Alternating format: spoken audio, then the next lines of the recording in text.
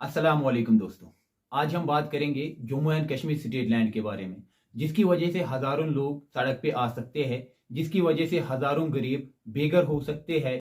लोगों के घर जिन्होंने बैंक से पैसे लेकर घर बनाए हैं उनको भी तोड़ने का दावा किया जा रहा है। जम्मू एंड कश्मीर एडमिनिस्ट्रेशन ने हाल ही में सीरीज ऑफ लिस्ट जारी किए हैं, जिसमें उन लोगों का नाम आता है जिन्होंने पावर के बलबूते पे, जिन्होंने ताकत के बलबूते पे रोशनी एक्ट का नाजायज फायदा उठाया है।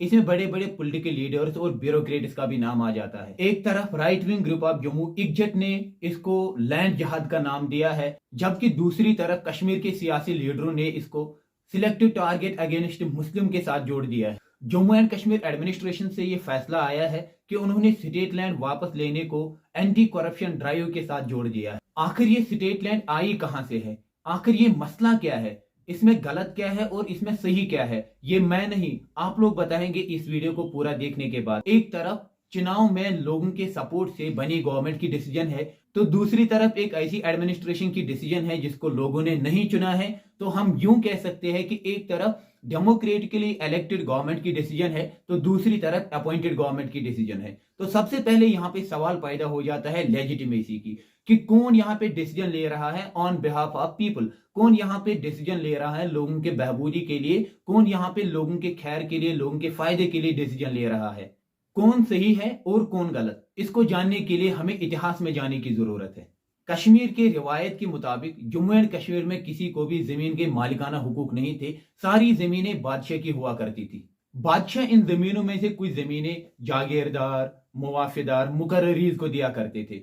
1941 के सेंसस के मुताबिक उस वक्त कुल मिला के 1.76 करोड़ कैनाल्स पे काश्तकारी की जाती थी, और उसमें से तकरीबन 1 करोड़ कैनाल इन लैंडलॉर्ड्स के पास थी, मगर इनके पास मालिकाना हुकूक नहीं थे। सारे मालिकाना हुकूक सिर्फ बादशाह के हुआ करते थे।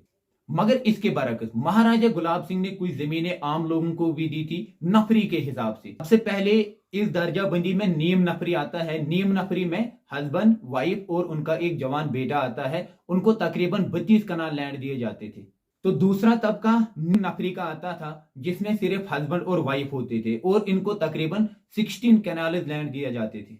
तो तीसरा तबका था पाव नफरी, यानी अकेला बंदा, जिसको तकरीबन 12 कैनाल लैंड दिए जाते थे। उसके बाद 1894 में विनगेट और लॉरेंस की वजह से इन लैंडलॉर्ड्स को, जैसे कि जागीरदार, मुकर्ररीज, मुआफिदार, चकदार, इनको भी मालिकाना हुकूक मिल गए। मगर कश्मीर के जमींदारों को ऐसा कोई हुकूक नहीं दिया गया है, क्योंकि डोगरा हुकूमत का दावा था कि उन्होंने कश्मीर को 75 लाख रुपीस में खरीदा है, और कश्मीर की सारी जमीनें उनकी है, और इन जमीनों पे रहने वाले लोग उनके गुलाम हैं। आखिर पर गलेंसी कमीशन रिकमेंडेशन के मुताबिक 1931 to 1933 तक कश्मीरी लोगों को भी जमीन के मालिकाना हुकूक मिल गए। अब वक्त आता है हिंदुस्तान की आजादी का। All Jammu and Kashmir national conference के पावर में आते ही big landed estates abolition act pass किया जाता है। इस एक्ट के मुताबिक कोई भी जमींदार 182 कनाल से ज्यादा जमीन नहीं रख सकता है। तो बाकी जमीनें काश्तकारों को दी गई है जो उनकी जमीनों में काश्तकारी करते थे। तो जिन जमीनों पे काश्तकारी नहीं होती थी वो जमीनें स्टेट के अंडर आ गई, वो जमीनें सरकार के अंडर आ गई, जिसको आज हम स्टेट लैंड के नाम से जानते हैं। तो जिन जमीनों पे काश्तकारी नहीं होती थी वो जमीनें सरकार के अंडर आ गई, और जिन जमीनों को हम आज स्टेट लैंड के नाम से भी जानते हैं। इस एक्ट से तकरीबन 396 जागीरदारों और मुआफिस खत्म कर दिए गए।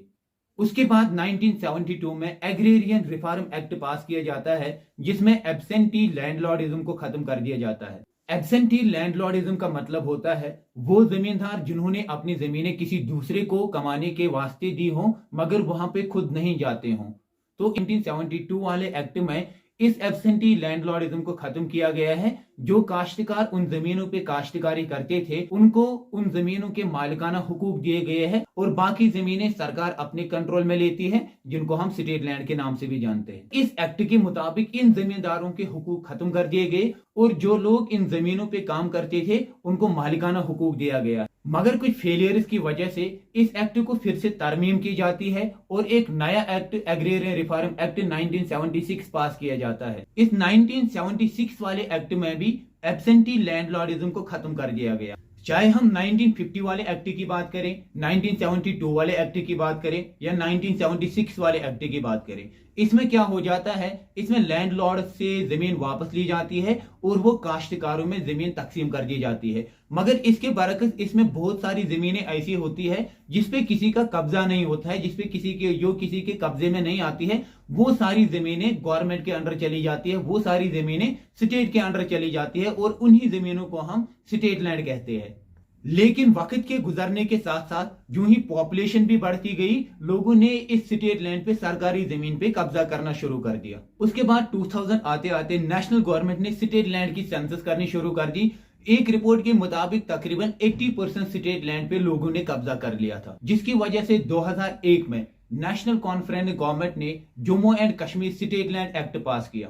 इस एक्ट के तहत गवर्नमेंट ने उन लोगों को मालिकाना हुकूक दे दिए जिन लोगों ने इन जमीनों पे 1990 से लेकर काश्तकारी की। बाद में पीडीपी ने हद 2004 मुकर्रर कर दी और गुलाम नबी आजाद ने हद 2007 मुकर्रर कर दी। इस एक्ट के तहत गवर्नमेंट ने यह फैसला लिया है कि वो 20.46 लाख कैनाल जमीन लोगों को देंगे, जिसके बदले गवर्नमेंट ने 25,000 करोड़ का प्रॉफिट का टारगेट रखा था, जिसको वो हाइड्रो इलेक्ट्रिक पावर जनरेशन में इस्तेमाल करते, जिसके नाम पर इस एक्ट को रोशनी एक्ट का नाम दिया गया है। जाहिरी तौर पर यहां तक तो सब सही लग रहा है, मगर प्रॉब्लम कहां पे है? पहली बात, 20.46 lakh canal of land transfer करने की बात करी गई थी, जबकि सिर्फ 3.48 लाख कैनाल ही ट्रांसफर कर दिए गए। तो बाकी की जमीन किसके पास है? 2014 में कैग ने इस रोशनी स्कीम को 25,000 करोड़ का स्कैम बताया है। इसके बीच एक प्रोमिनेंट केस जिसको गुलमर्ग लैंड स्कैम के नाम से भी जाना जाता है। इसमें बड़े बड़े ब्यूरोक्रेट्स के नाम आ जाते हैं जिन्होंने गुलमर्ग डेवलपमेंट अथॉरिटी की जमीन प्राइवेट पार्टी को देने की कोशिश की। इस केस में main accused IAS Bashir Ahmad Khan भी आ जाता है। रोशनी एक्ट वायलेशन में तकरीबन आज तक 17 FIR भी दर्ज हो चुके हैं, जिसके खिलाफ कोर्ट में एक पिटीशन भी दायर की गई। इन सारी चीजों को ध्यान में रखते हुए अक्टूबर 2018 में गवर्नर सत्यपाल मलिक ने इस रोशनी एक्ट को मंसूख कर दिया। फाइनली अक्टूबर 2022 में हाई कोर्ट ने इस एक्ट को इलीगल अनकॉन्स्टिट्यूशनल करार दिया और यह भी बताया गया कि उन लोगों के नाम सबके सामने लाया जाए जिन लोगों ने पावर के बलबूते इस रोशनी एक्ट का नाजायज फायदा उठाया है। मगर यहां सिर्फ सुलका, कादिर का, रमहान का, भूषण लाल, रामनाथ जैसे लोगों के नाम आ जाते हैं कि फलां के पास 2 कनाल स्टेट लैंड है, उस बंदे के पास 1 कनाल स्टेट लैंड है। अगर ये सच में एक एंटी करप्शन ड्राइव है तो उन लोगों को सामने लाना बहुत जरूरी है जिन लोगों ने पावर के दम पे इस एक्ट का नाजायज फायदा उठाया है, क्योंकि कहा जाता है जालिम के साथ इंसाफ मजलूम के साथ नाइंसाफी के बराबर होता है।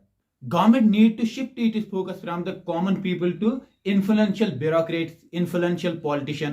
आम लोगों से, गरीब लोगों से जमीन वापस लेना ऐसी बात है जैसे किसी माँ से उसका वो बेटा अलग करना है जिसने इसकी परवरिश की हो और इस उम्मीद से परवरिश की हो कि बुढ़ापे में इसका सहारा बन जाए।